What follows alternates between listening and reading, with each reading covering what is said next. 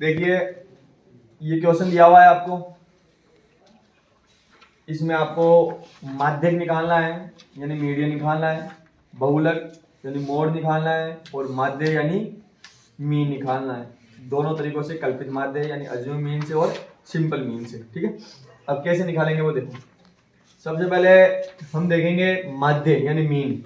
तो आपको फॉर्मूला पता रहना चाहिए। सबसे पहले मीन का फॉर्मूला क्या होता है, माध्य का क्या होता है, एक्स बार से इसको रिप्रेजेंट किया जाता है। तो नॉर्मल का होता है समांतर माध्य का sigma F x upon sigma F. ठीक है, ये आई लगाने की आवश्यकता नहीं है आपको। ठीक है, ये माध्य का क्या होता है, फॉर्मूला होता है।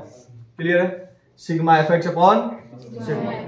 इस सिग्मा का मतलब क्या होता है, देखिए सिग्मा आपके अधिकतर काम में आएगा। इसका मतलब होता है बीजगणितीय योग।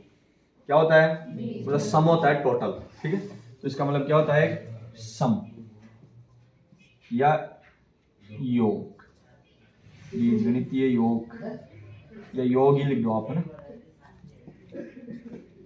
यानी कि आप अपनी लैंग्वेज में बोलना चाहो तो कुल बोल सकते हो। क्या बोल सकते हो, कुल। सिग्मा का मतलब क्या है, टोटल। यानी कि आपके पास जैसे सिग्मा एफ निकालना है, तो जो एफ दिया हुआ है ना, इसका क्या कर लेना है आपको, टोटल कर लेना है, कुल निकाल लेना है। ठीक है, तो आप बताओ इसका टोटल कितना आएगा।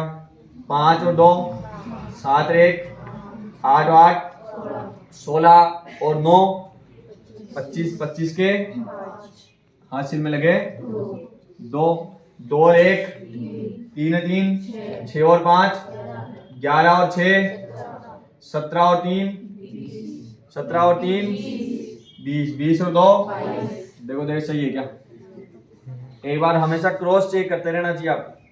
अगर एग्जाम में ये क्वेश्चन गलत हो रहा है तो इसमें सिंपल सी चीज है, आपकी कैलकुलेशन मिस्टेक है। क्या मिस्टेक है, इसके अलावा इसमें और कुछ ऐसा नहीं है कि भाई इसमें कोई मतलब महान टेक्नोलॉजी लगी हुई है, गणित कोई महान गणित लगी हुई है या बड़ी गणित लगी हुई है, ग्रेट गणित लगी, इतने ऐसा कुछ भी नहीं है इसमें रोल। इसमें नॉर्मल है, डायरेक्ट फॉर्मूला है, उस फॉर्मूले को ही अप्लाई किया गया है। ठीक है, तो रॉकेट साइंस तो लगी हुई नहीं है। अब आपको ये निकाल लिया सिग्मा एफ। अब आप बोलोगे सर हमको सिग्मा एफ एक्स निकाल ले, तो फॉर्मूले में रख देंगे और हमारा आंसर आ जाएगा।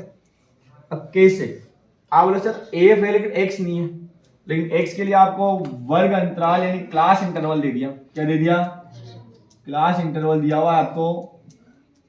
इससे आप एक्स का मान निकालोगे। कैसे, एक्स क्या होता है, क्वेश्चन भी आ सकता है, एक नंबर के में भी आ सकता है, एक्स को कैसे निकाला जाता है।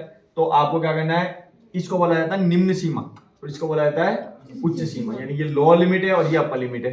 दोनों को जोड़ो और 2 से डिवाइड कर दो। तो दोनों से जोड़ेंगे तो 20 से 0 20 और 20 में 2 का भाग लगाएंगे तो 10। या आपको डायरेक्ट देख लेने इनके बीच की संख्या, इनका बीच का नंबर 0 और 20 के बीच कितना आएगा, कितना आएगा, और 20 और 40 के बीच कितना आएगा, और 60 और 60 के 40 और 60 के बीच 60 और 80 के बीच 80 और 100 के बीच और 100 और 120 के बीच। क्लियर है क्या, बोलो कोई प्रॉब्लम। अब आप बोलोगे सर एक्स भी आ गया एफ भी आ गया, लेकिन इसका मतलब क्या है, इसका मतलब है डॉट। यहाँ पर डॉट लगा हुआ है, ऐसे देख लो। और डॉट का मतलब है गुणा करना है, मल्टीप्लाई करना है। आपको क्या करना है, तो ये एक्स दिया हुआ है, ये एफ दिया हुआ है, इन दोनों को क्या करना है, गुणा करोगे तो आपकी एक और ब्लॉक आ जाएगा जिसको बोला जाएगा एफ एक्स। क्या बोला जाएगा, एफ एक्स। 10 को 10 से मल्टीप्लाई करोगे तो, इसको 35 को 3 से मल्टीप्लाई करोगे तो 1050 आ जाएंगे क्या। 52 को 5 से मल्टीप्लाई करोगे कितने आ रहे, कितने आ रहे 2600।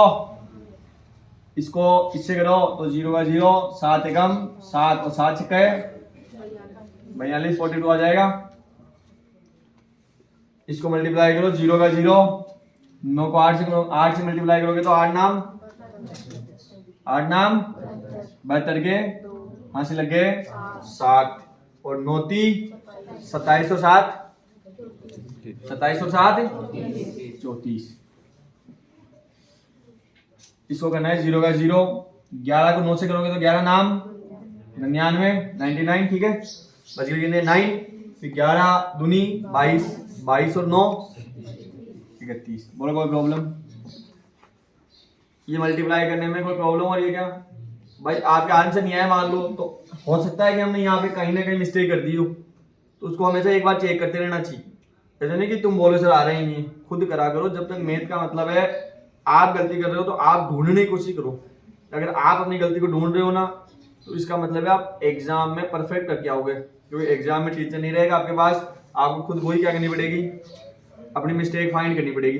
जो बच्चे क्या करते हैं, खुद की गलती ढूंढ नहीं पाते ना, फिर वो एग्जाम में दुख पाएंगे। तो आपको क्या करना है, एक बार हमेशा चेक कर लेना है, क्योंकि यहाँ तो पता चल जाएगा, आंसर शीट में देख लेंगे कि ये इसका आंसर है, लेकिन वहां पता नहीं चलेगा ना।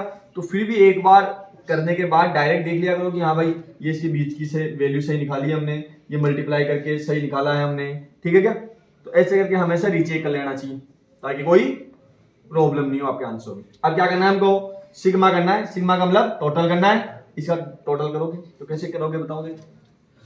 0 0 0 0 0 0 0 आ गया क्या? ये 0 और 5 5 5 और 0 5 5 और 7 12 12 और 2 14 और 9 23 यहाँ से लग गए 2 2 और 1 3 3 और 0 3 3 और 6 9 और 2 11 और 4 15 और 1 यहाँ से लग गए 1। अब कई कई बच्चे इसका 1 जोड़ दे तो इसको तरीके से लिखा करो भाई, इसके तो 3 जुड़ गए, अब वहां से लगा 1 और ये 1 और 1 2 2 और 2 4 और 4 8 और 3 8 और 3 11 और 3 कितने? बोलो कोई प्रॉब्लम? एक बार फिर चेक कर लेना चाहिए आपको क्या सही किया है नहीं किया है। और आप इसको एक तरीके से लिख लो, जैसे ऐसा है ना तो आप इसको इस तरीके से लिख लो, 1050 आया था और यहाँ पे 100 को आप इस तरीके से लिख लो, इसके आगे आगे 0 लगा दो ऐसे, क्योंकि कई बच्चे कंफ्यूजन हो जाते हैं और इस 1 को है ना वापिस इसमें जोड़ देते हैं, ऐड कर देते हैं, तो वो थोड़ी प्रॉब्लम होती है। ठीक है, तो इस तरीके से लिख के अगर आप ऐड करोगे तो आपको कोई प्रॉब्लम होगी नहीं। ये आ गया कि आपके पास सिग्मा एफएक्स की वैल्यू। अब केवल क्या और फॉर्मूले में रखना है हमको 14 630 और 225। बोलो कोई प्रॉब्लम? अब क्या करना है आपको, भाग लगाना है। क्या लगाना है? अगर इसको काट सकते हो तो इजीली काट लो, जिसको काटना नहीं आता वो डिवाइड लगा सकता है। ठीक है, तो मैं काट के दिखाता हूँ आपको। देखिए 5 से कट रहा है क्या ये, तो इसको काट दो, 5 चौक 20 2 बज गए 55, इसको काट दो, 5 दूनी 4 बज गए, 5 नाम 45 1 बज गया, 5 दूनी 10 3 बज गए और 5 छक्के 30। ये आ गया क्या? अब देखो देखिए और कट रहा है क्या ये, देखो देखिए और कट रहा है क्या? 3 के बारे से कट रहा है क्या? नहीं कटेगा, 3 से कटेगा क्या? क्योंकि देखो 6 और 2 8 8 और 9 17 17 और 2 19। अगर संख्याओं के संख्या उसके अंकों का योग 3 से भाज्य नहीं है ना, यानी 3 से डिवाइडेबल नहीं है, तो उसमें 3 का भाग नहीं हो जाएगा। पढ़ा था ना 8वीं क्लास में रूल, डिविजिबिलिटी ऑफ 3, यानी 3 से भाजकता का नियम। अब क्या करना है अपन को, अब भाग ही लगाना पड़ेगा। तो देखिए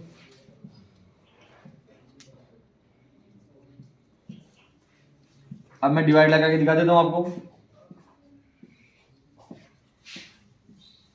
सही है। और कई कई बच्चे तो इसको भी लिखते समय गलत लिख लेते हैं, इसको तो अंदर लिख लेंगे, इसको बाहर लिख लेंगे, तो उनका तो कुछ नहीं हो सकता। थोड़ा देखा करो, दिमाग लगाया करो।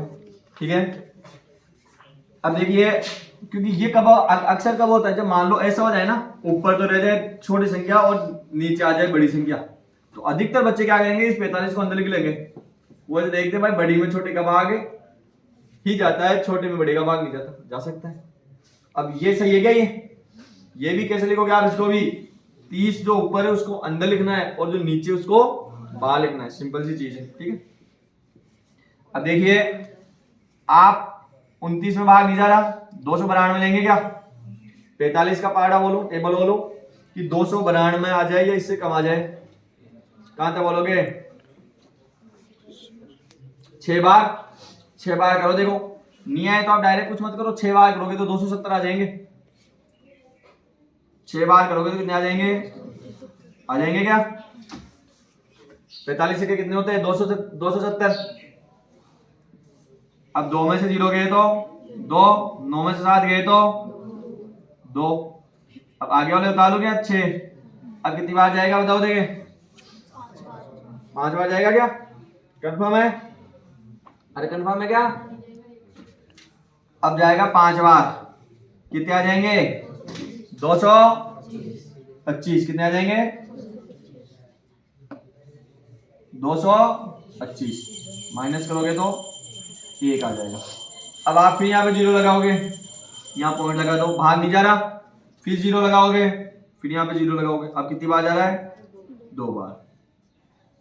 अब भाग देने की आपको ज्यादा जरूरत है नहीं है, क्योंकि ऐसे आता ही जाएगा, फिर 2 2 2 2 आते ही जाएंगे। ठीक है, आप यहाँ तक दे दो, पॉइंट के बाद में 2 संख्या तक अगर डिवाइड दे देते हो तो ठीक है आपका। आपका आंसर कितना आ गया